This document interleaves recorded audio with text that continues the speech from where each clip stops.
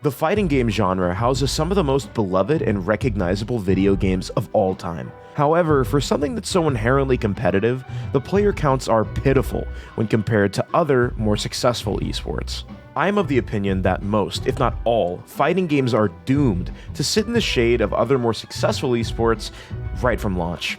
Let's talk about why. It's no secret that fighting games, especially traditional ones, have some of the biggest barrier to entries out there. Some games have you learning upwards of 80 characters to fight, which is a ridiculous ask even if you only main one character. There's no ultimately simple directive like pick up gun, click person's head. If you give a boomer that used to play GoldenEye on their N64 a mouse and keyboard, they'll probably get a few lucky kills on some unsuspecting gamers. Now, if you take even a high-level player at a different game and match them up against someone with even a year of experience at a fighting game, they'll likely get railed and not even take a single game out of 50. And while it's cool and novel for games to be this competitive in 2023, it's impractical for people to have to learn numpad notation, stage control, technical combos for their character, advantage state, disadvantage state, bad habits.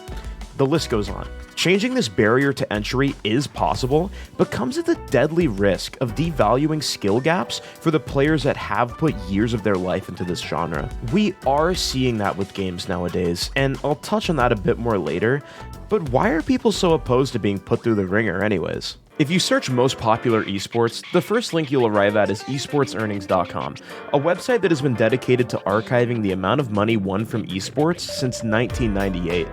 A fairly reputable source. I decided to go ahead and combine the total amount of money won from Street Fighter V, all editions. It came out to around $5.4 million. Sounds pretty good, but then we look at Dota 2's total prize money. Granted, it came out 3 years earlier than Street Fighter V, but let's compare it anyways. $315 million. Pretty fucking insane. To be fair, looking at a game that came out 4 years later than Street Fighter V, Valorant clocks in at $17,400,000 awarded to players so far. Needless to say, Street Fighter V is definitely not a top dog.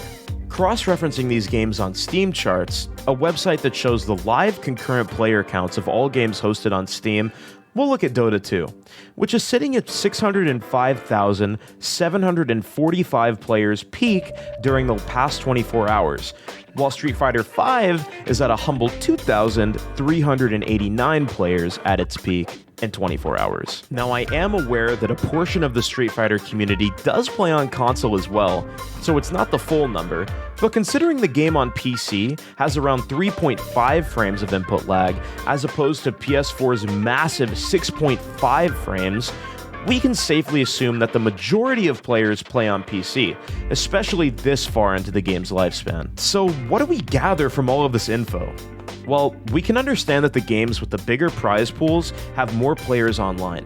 And looking back at esports earnings, the fighting game with the most amount of money awarded so far in 2023 is Smash Ultimate, clocking in at number 23 on that list. Now, what do most of the games above Smash have in common? They are all team-based games, for the most part. Sure, some of them have 1v1 modes, however, they are all far less popular both casually and competitively. A big reason that team-based games tend to do far better generally is the ability to play with your friends. However, I believe that the biggest and most overlooked factor in their success is the potential to get carried. A massive portion of gamers simply don't have either the time it takes to get good at games, the mentality required to break past certain roadblocks in their gameplay, or both. With team-based games, you are just a piece of a bigger puzzle. You can have an off day, playing slightly worse than normal, but still win the game due to the efforts of your teammates. And similarly, if you believe that you are putting in more work than others, or that your teammates are dragging you down, you could use them as a scapegoat for yourself. And that's a lot easier to come to terms with than you just being bad or misplaying. And let's be honest, you fucking fed that game. You definitely made the mistakes. With 1v1 games, there is absolutely no one to blame except yourself. Sure, you can say it's the controller or the character, but deep down, you know it's you. And that can be a crushing thing to come to terms with for a lot of people. Again, especially ones with not a lot of time or less strong mentals, and so they give up and quit. But how can we make fighting games appeal to these types of people more? Multiverses is an example of a game that got everything right at launch. It had very well-known IPs, the gameplay focused on 2v2, it was free to play, and even had the Battle Pass system that capitalized off of FOMO so successfully in other games. A fighting game that focuses on 2v2 is a very direct solution to my claims of 1v1 being far too difficult and penalizing for most people, in theory.